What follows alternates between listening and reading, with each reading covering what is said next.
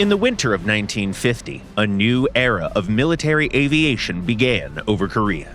For the very first time, jet fighters entered combat en masse. The Soviet MiG-15, alongside an entire lineup of American aircraft. From the F-80 Shooting Star and F-84 Thunderjet to the iconic F-86 Sabre. Jet aircraft had made their debut at the very end of World War II, but it was the Korean War that became the first major conflict where dozens of jet fighters regularly clashed in the skies. The Thunderjet was among the very first mass-produced jet fighters in U.S. service. As early as 1944, engineers at Republic Aviation attempted to turn the large, rugged P-47 Thunderbolt into a jet aircraft. It quickly became clear, however, that the new propulsion demanded an entirely different layout.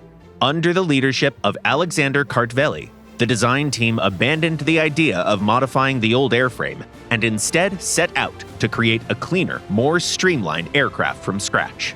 That effort gave birth to the F-84, a long, slender fuselage almost entirely occupied by air ducts and internal systems, with fuel stored in a thick, straight wing. Range was extended through the use of external drop tanks. For its time, the prototype's performance looked impressive, and in 1947, the U.S. Air Force officially adopted the aircraft as a daytime jet fighter. In appearance, the F-84 still followed the design principles of wartime piston aircraft. It featured a straight wing and a classic tubular fuselage, without the aerodynamic refinements that would soon define the 1950s. Swept wings and the transonic area rule were still concepts of tomorrow. The jet engine made the Thunderjet significantly faster than its prop-driven predecessors, but it could not break the sound barrier yet, especially at low altitudes, where high drag and structural limits become a serious constraint. The next evolutionary step arrived later in the form of the F-84F Thunderstreak, which introduced swept wings and a more powerful engine. It marked a transition toward a new generation of jet fighters.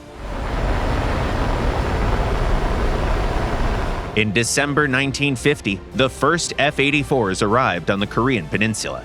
Initially, they were used as intended, as daylight escort fighters for B-29 bombers. But soon, MiG-15s appeared in the skies, and the escort role quickly became far more dangerous for the humble Thunderjets. With their swept wings and heavy cannon armament, the MiGs outperformed the Thunderjet at bomber altitudes in speed, climb rate, and maneuverability. Even so, F-84 pilots were far from helpless. By adapting their tactics and making use of the aircraft's stability and gun sight, they managed to score several victories. The Thunderjet's first confirmed kill against a MiG-15 came on January 21, 1951, though at a steep price, as 2 F-84s were lost in the same engagement. After the Korean War, the F-84 was gradually phased out from the fighter role, but firmly established itself as a strike aircraft. It was supplied to NATO allies and other nations, where it served for many years as a jet attacker and fighter bomber.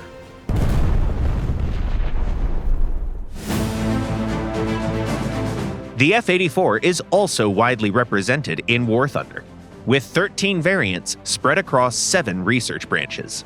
Despite differences in battle rating and available ordnance, their overall playstyle remains rather consistent. These are fast but not agile fighter bombers, best suited to engaging targets from a distance and striking pre-selected objectives.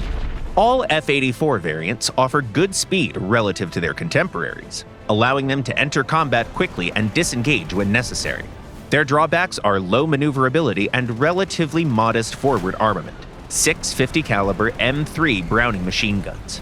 As a result, these planes are not reliable dogfighters. Prolonged duels should be avoided.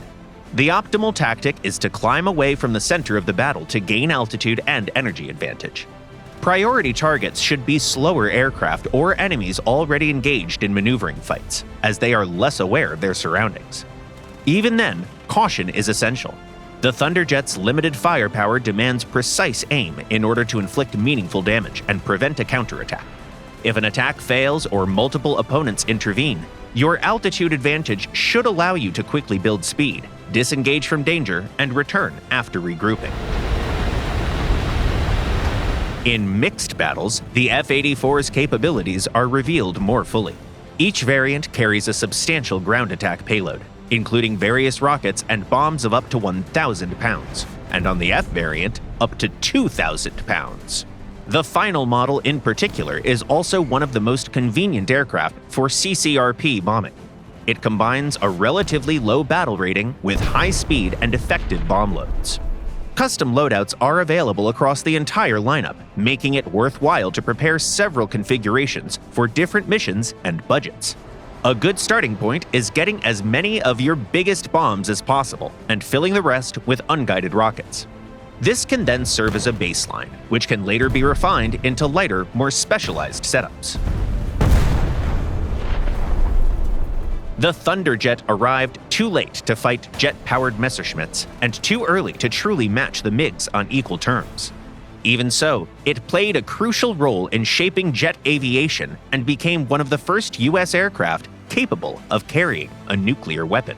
In War Thunder, it stands as a solid Rank 5 aircraft, demanding but highly effective in skilled hands.